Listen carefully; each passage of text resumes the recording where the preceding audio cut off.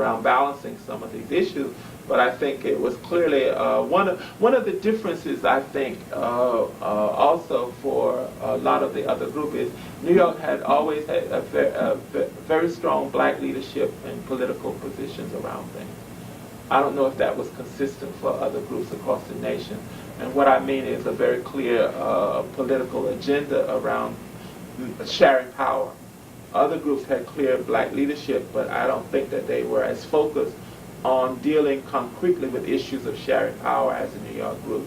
And we had writers, we had people who were speaking to these issues, the Audre Lordes, even Judge Bruce Wright, who is one of those renegade judges in New York who was making decisions early on about not putting people of color in the same position in terms of laws that define and ultimately judgments that made against them, understanding their status politically in this society and making adjustments in terms of how he meted out decisions, and that was unique, and he came to speak to the group. And again, he was one of those people that we were sending letters to because we knew about him and our newsletter. So our newsletter was a vital source, and as you know, that's consistently across the board for all of our groups, is the fact that the newsletter was a key thing, not only for their membership, but connection to the larger political community or social community or whatever was their agenda for that time, or the socio-political agenda. So in Washington, the Black Caucus, I don't recall that being the first time we had it necessarily, but I could see where and I do recall that several caucuses ended that way. And in fact, several caucuses didn't quite happen because the white members were not ready to, or not accepting of that as a way to deal with some of our issues concretely. Now, it seems that it was fairly early on, maybe 84, 85. Maybe you would clarify that as to when the name change issue began, where I believe New York was the very first chapter to change its name from BWMT to MACT. Can you recall when this happened and how this came about? Well, it was, again, one of those issues of incorporation and what we were going to do in terms of being reflective of our membership, or reflective of our desire. And the truth is that New York has always interpreted as being more of a reflection of our desire for what we like to be as opposed to what we really were. And I think that has made a difference, and it's kind of ironic and disappointing that groups are now going back to the black and white men together thing, when in fact you can always legitimately, deal with the fact of being a desire that this is what we are and these are the realities, but how do we go about getting there? So I guess that challenge is a bit much.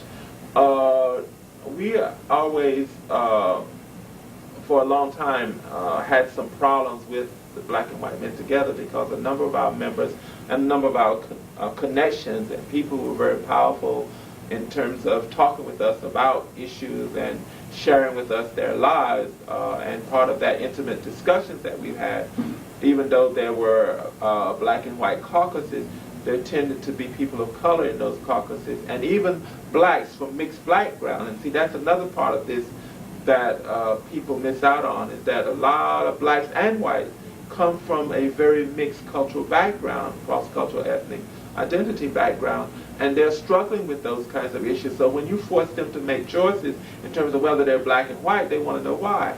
Because I'm both, and both are very powerful to me, both are very meaningful to me. So that was also the legitimate reasons why MACT New York became an option for us. But I also should say is that we were also clear that there were other groups who had that name. I think Seattle had never been a black and white group, if I'm not mistaken.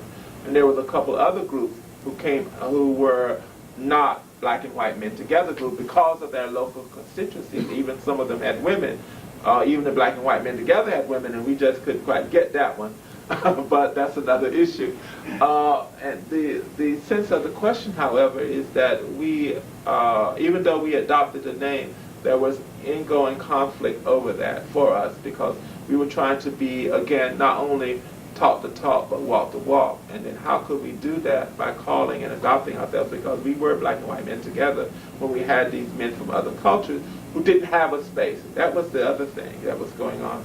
At that time in the early 80s, we were only game in town when it came to people of color organizations, except for the National Coalition of Lesbian and Gays, which was in its demise, and a lot of people were not black were not associated with, and of course, gay men of other ethnic identities didn't have a space.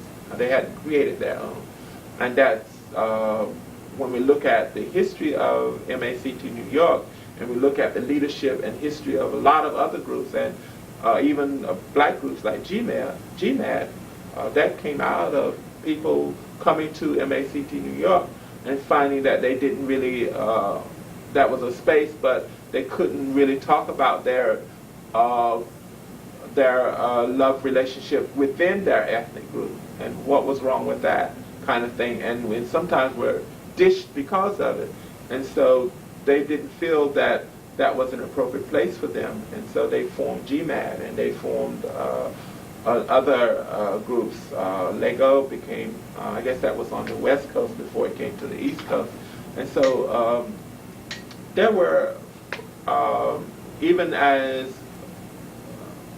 NABWMT progressed, there were the local chapters, and let me not speak to local chapter, let me speak to New York. New York was a part of the national, but we were also having major issues around how to deal with this conflict, internal conflict of calling ourselves one thing and then trying to be another.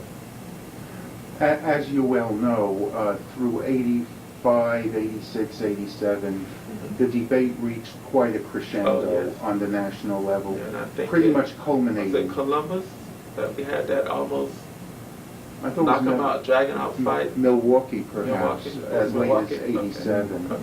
But I'd like to ask you, because of the advent of so many other groups now, where there are so many alternatives in terms of ethnic identity and gay ethnocentrism,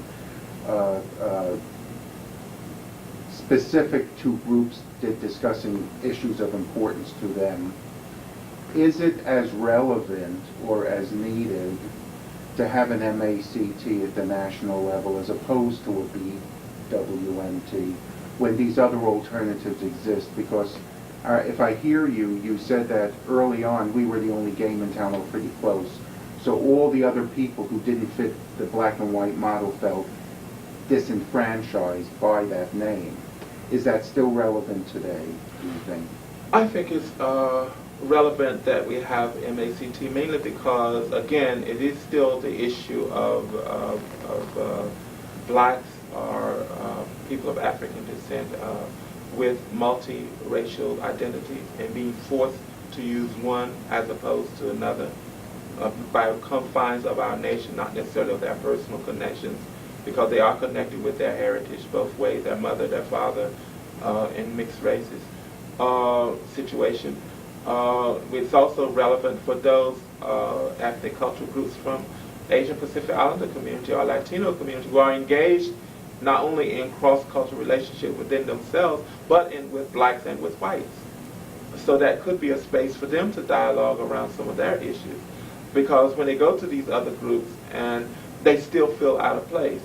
There are Asian Pacific Islanders, again, who have mixed heritage. Who do they go to? You know, some have white parentage, some have Caucasian parentage, some have black parentage. So who do they go to when they go to this group and they say, well, you're Asian, this is what it means, when that is a forced choice by, by government designation. You know, they don't say, well, I'm choosing to do this. The government put a list there and say, check off one. You know, even if they write other, they have to identify what that means, and then the others they have to keep. And when it's not there, when the other choice is not there, what do? You know, they still have to make a choice or not do it at all. And so I think it's still relevant that if our agenda is about the community and is about accepting of all people, I cannot. You can't. To me, the contradiction is saying that we are black and white men together, but we accept all. But or there is, you know what I'm saying, there's a conjunction there. If you accept all, then you've got to be real to that. And that, to me, is what New York was trying to do. Not only, again, talk to talk, but walk to walk. Yeah. You know, soon after the issue of an identity name for the group, we started to deal with AIDS. Mm. And I know that you were in the forefront, as the New York chapter was, because of the impact of AIDS on our membership. Well, even before then, AIDS was an issue. AIDS was an issue in '82. Yeah. Before these issues got to be more, it just wasn't as pronounced or as devastating as we grew to understand it to be in terms of its impact. So as far as 1982,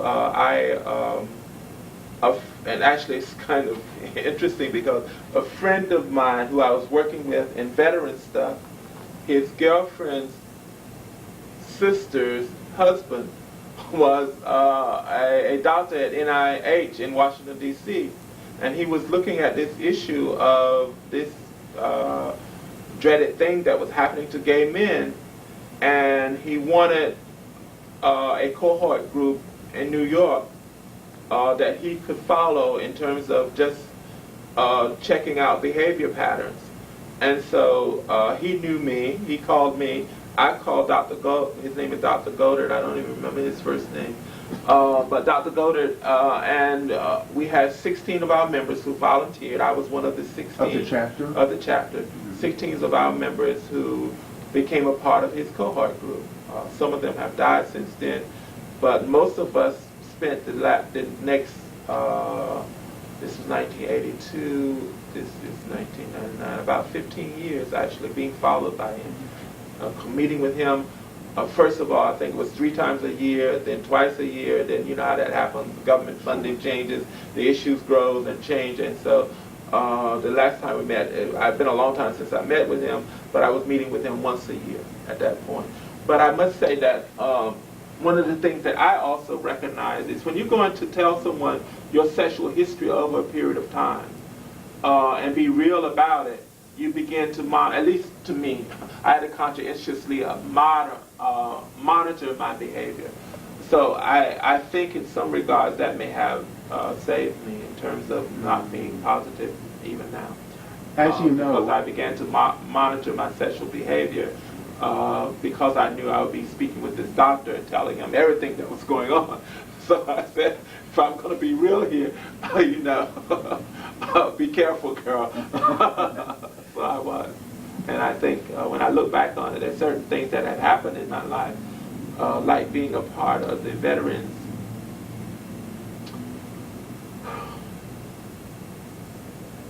Being a part of the veterans thing and having friends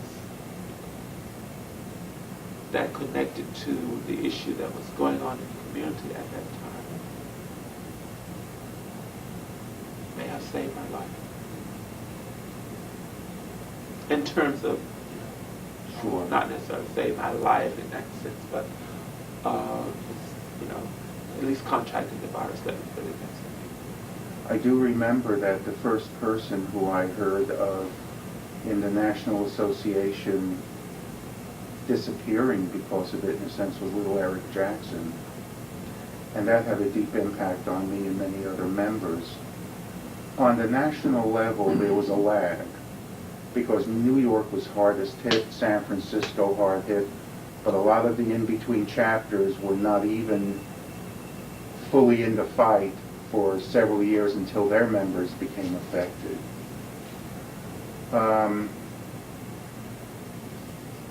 Did you see a role for the National Association in this fight? Because remember, early on we were very concerned that African American gay men were not being reached, that most of the organizations that were springing up, like Gay Men's Health Crisis and APLA, were overwhelmingly white, middle class or wealthier dominated. Did you have a role in pushing the NA into a proactive stance? Well, that was the major issue that we were facing in New York at that time, because even though I was in Newark, New Jersey, living in Newark, New Jersey, my political and my social life was in New York, which, right across the river. Sure. So early on, we saw what was going on. We saw that those of us who were involved with JamesC2 was getting information because of our connection with white men. We were getting the information about this new disease that was going on. We didn't know, at one point it was crazy stuff happening, and we saw through that. We had discussions about it in our group, this notion that this is a disease of white gay men, it's not happening to others, and there was something funky about that, and we thought was wrong. And then I remember black men that we knew in the group and in the community were beginning, men of all different kinds of ethnic and cultural identity was getting the disease. So we knew that to be a lie early on. And then you heard that it was Haitian and derivative, and then you heard it was African and all of that. We had some heated debates and heated discussions and angry dialogue around, because who do you attack? Who do you challenge? Who do you connect with around making sure that the truth is being heard, if not yourself? I mean, that was the limit of what we could do at that point, because in many ways we were not as sophisticated, or didn't have the we could hardly pay rent. Right. We could hardly maintain our membership and rent. So to mount a political response to this, besides letter writing, was out of the question at that time. Still is, for the most part. So in the connection was that Steve Feedback worked at in Washington with the group that was doing work around HIV/AIDS, and he heard or saw in his work, he was working with NMAC, the National Minority AIDS Council, and in his work he saw this request for proposal, RFP, that was asking for outreach to the lesbian gay community and providing technical assistance and all of that. And he knew of, Steve had lived in Washington, D.C., he had lived in San Francisco, and he was an active member of the New York chapter, and so he had gotten to know a lot of the work that was being done and some of the people who were doing the work. And his vision was that why not use the connection that we already have as a national entity and become an entity that supports itself first of all, but connects with the larger community in which they're located as a national body. And we were the only group in America to do that at that time, in terms of connection with at least with the black community. Mm-hmm. And so he talked with me about it and asked some of the key people about it, and wrote the proposal, and I suggested to him that he write the proposal. But the strategy was not to present it to the board, because we knew it was going to be a big fight, because the board was already talking about, let's stay away from this as much as possible and not get deeply involved at that time. So rather than make a big issue before we knew there was an issue, Tom and I talked about it, and Tom Moran and I decided that the strategy would be that we would go ahead and sign off on it as the co-chairs, but in terms of presenting it to the larger body, we would not do that unless we got the funding. And so that became the strategy. And I will never forget that we got the letter in time for the Boston conference. Mm-hmm. And so that's when, I think it was in 87, was it? Boston? 88, okay. We got it in time for the Boston conference. You decided, rather than hassle with the board, you would first get the grant. Well, hassle with the board about even writing the grant and sending it in. I mean, the co-chairs could make certain kinds of decisions. I mean, we had good foundation. We were allowed to make certain kinds of decisions. But the idea was that if we argued about it on the board, it wouldn't even get a chance to go. So why even chance that? Let's go ahead and send it in, and then we could talk. Plus, there's several months between board meetings, so we could legitimately say these are the things that was going on. And so once this happened, then we waited for a decision, and the decision came down as positive, and out of it grew, the National Task Force on AIDS Prevention. I just wanted to ask you, as the task force grew and developed, it grew away from the NA, and eventually there was a divorce, and the task force stood on its own as a separate organization. Do you feel that this hurt the NA in terms of recognition of its mission overall, that it was no longer connected with the National Task Force on AIDS Prevention in a legal way, that this was a diminution of the NA? I don't think it was a diminution of the NA, because the NA always had the option of being involved. Some members chose not to, and I think that that's the fact. The fact is that there were several members local organizations that used the services. I know we did in New York. We got a grant, and Steve had to write the grant. I know that I took what happened in New York to Newark, and now it's Project Fire 2. So I think it's an inaccurate kind of what should I say, characterization that there was a diminution of the NA per se, because NA is made up of its member organizations, and we even had leadership who are still connected. I mean, Gavin was running the TA program, which was the heart and soul of the task force, and so he's still connected with the group. It's just that I think that we got, I don't know whether complacent is the word. I don't like to use the word apathetic, because I don't think apathy necessarily exists. I think that the HIV/AIDS issue and how I describe it to people, I don't think people are apathetic. You just haven't found a way of pulling at their heartstrings. And I think early on this issue of HIV/AIDS was pulling at our heartstrings. But then you have to say that how long can you, and you got to also remember that most of the key members of the organization have been here for that length of time.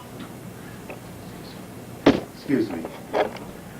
And James, you mentioned early on the connection of the Washington Convention with the International Lesbian and Gay Association, and certainly the connections with the New York chapter to international associations. Is this the way that you first became acquainted with the work and the person of Simon and Cody? Yes, Simon had heard about, and Simon, as you know, was in prison,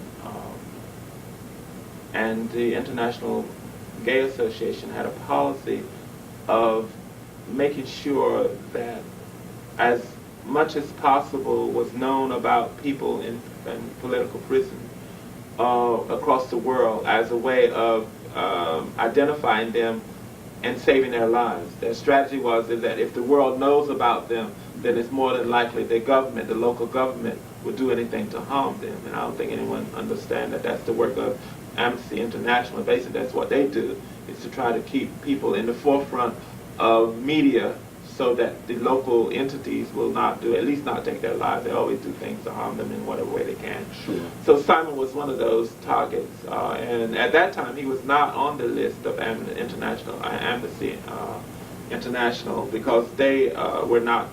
We had to fight and struggle to get them to see gay people in homosexual issue had not risen to their priority. In any case, Simon, while he was in prison, we heard about it. We got an address to which we could send letters, so some of us became pen pals. At that time, one of the things that BWMT did, at that time became MACT, we made connection with prisons as inmates in prison, and our members had the choice of connecting with them by being a pen pal locally. And so it was not something unusual that we were doing, but it was unusual that some of us was related to Simon. And so we wrote letters to Simon, and as the story goes from Simon himself, is that Simon will be reading these letters and then sharing them with other men who were in prison with him, and he acknowledged that he was gay. and they had their own image of who a gay person was, but they knew this man who was much like them, a fighter in terms of the issue of apartheid, and very much in the forefront of connecting with his community and with youth to make things happen and to make a change. And so they're reading the letters and us talking to him and sharing with him our lives and letting him know how much we support and how much we admire what he's doing, and then asking what we could do to help. Then they became clearer about what lesbian and gay mean to people and what it meant to Simon, because Simon not only was one of their leaders who was gay, but it also connected with other people who were supportive, and the gay community as a whole was very supportive of an anti-apartheid movement. And so that was the early on connection.